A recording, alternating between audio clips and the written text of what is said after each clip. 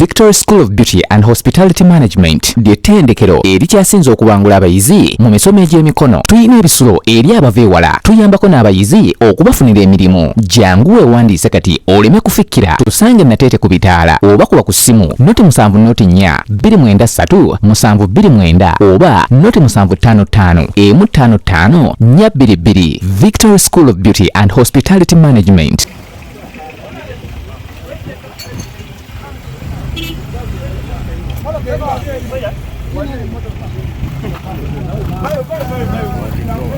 Siba nange tebanziba wali wachikunde omudde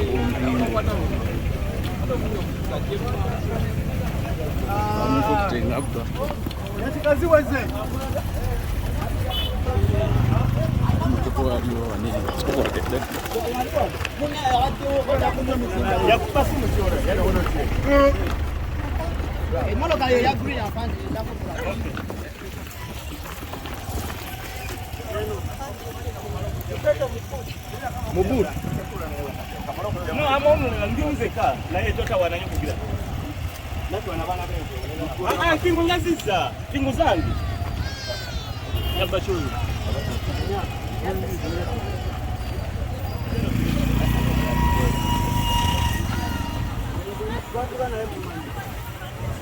No, ani agwatula. Wauba. Achile jangu kadi leta kadi. Leta kadi jangu eno. Bayo rekodi yatu le. Bayo. Nani tula? Omusirikale wange. Bamugande sigale eraga. Jibanda omuyaya yaga. Asi yaga ndite bwayi. Onere yaba kukiona. Kirondo yagale byemfuna. Sasa yawo. Honorable.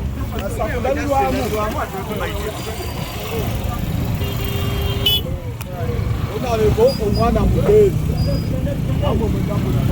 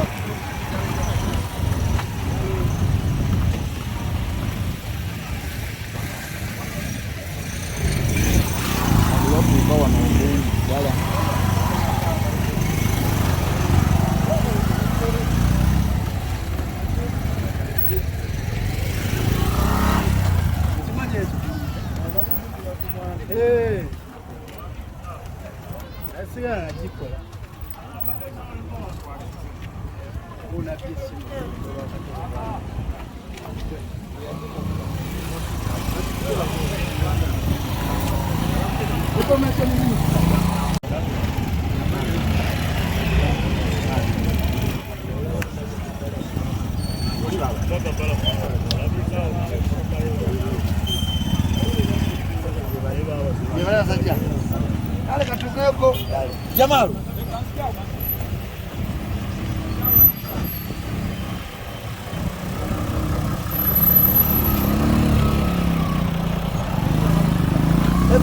Sem aku.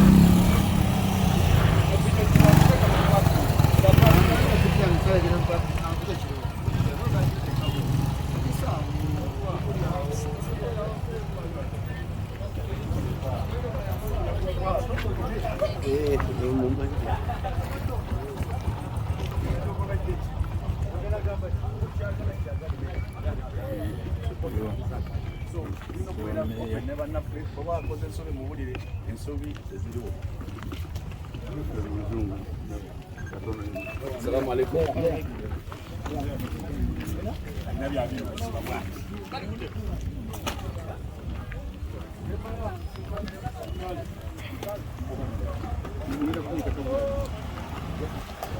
Mama fina.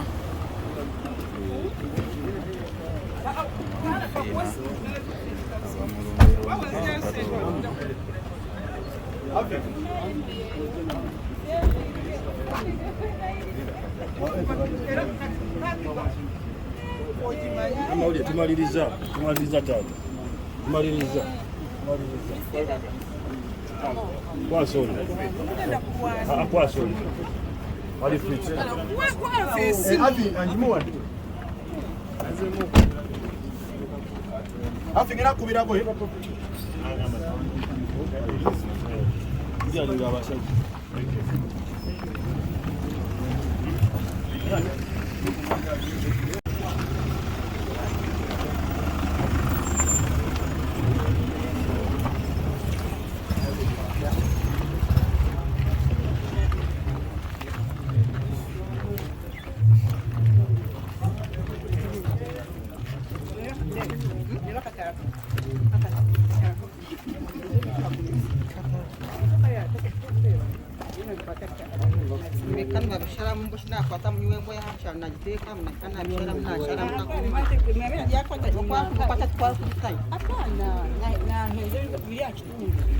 What's going on?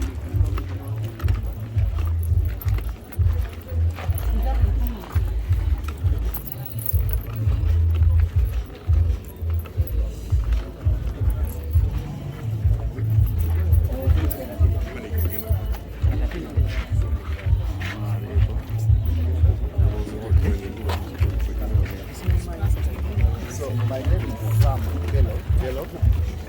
Kato was a very close friend of mine. We were together. A lot of people didn't know that Kato was at the university. But I was with Kato at the university at the same time. The three of us always worked together. So it was me, Kato, and Abantu. And so Kato had, of course, like he always said, he had problems with English. Yeah? So the three of us always worked together. And we had a very successful time at the university. And one of the things I know about Kato is that I think so far he's one of the most talented theater artists, all-rounder. Kato can do music, Kato can do theater, Kato can write, Kato is an investor, and Kato has I think a very strong love for the performing arts, and is one of those people who change the standards of the performances in Uganda. And that's what I can say. And not just performance, but to bring academia into performance. What can you speak about the play that was working on?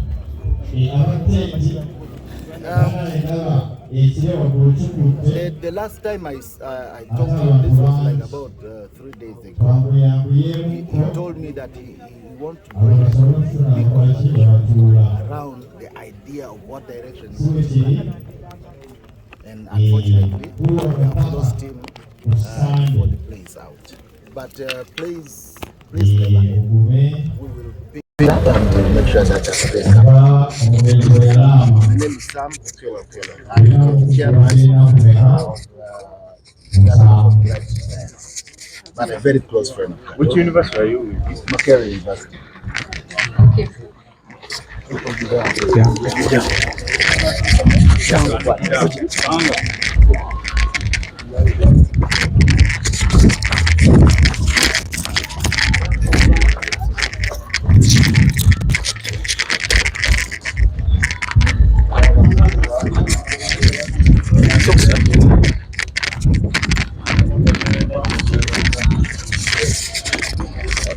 Tukako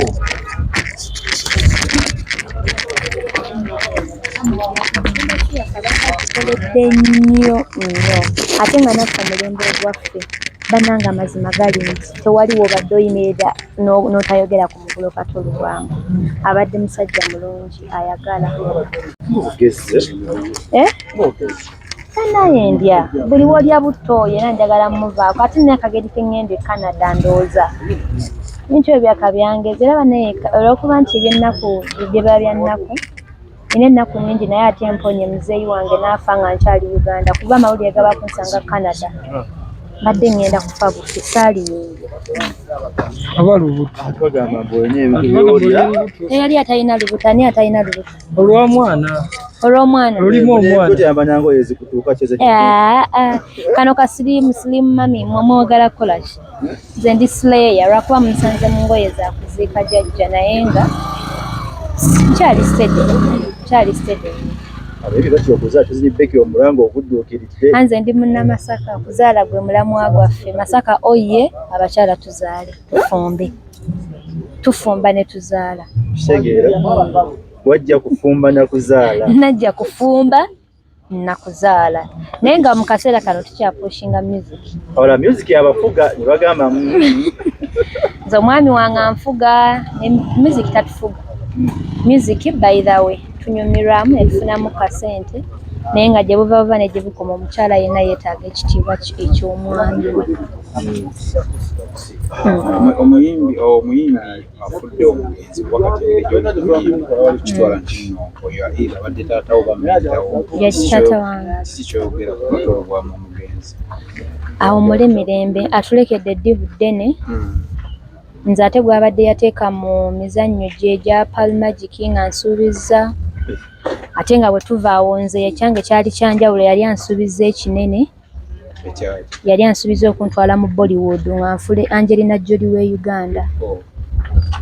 Yali akutte future yange bweti nga mpulira eri secure naye olwaleero simanyi na kidda.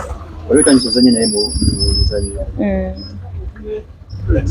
Kitalo nnyo tulina ennaku nnyingi bannange. Kati ekirooto ekyo naakyongerayo mu maaso oba kikomye wano? Sorry. Nebw'oto galukozesa bubi. Omanyi ekibaawo amaaso gajjako ekifo. Tobikwata ebyo naawe.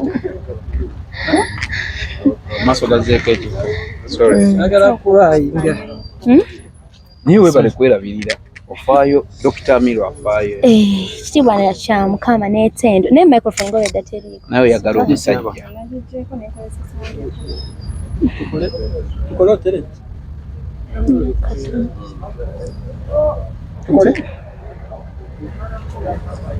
Tuzina. Tugambye ku kirooto kyali akutegekera. Ekyokumutwala mu Bollywood. Simanyi oba kigenda kuddamu kugenda mu maaso kubanga ffenna tukimanyi omuntu bw'afa. Naye mbabuulire.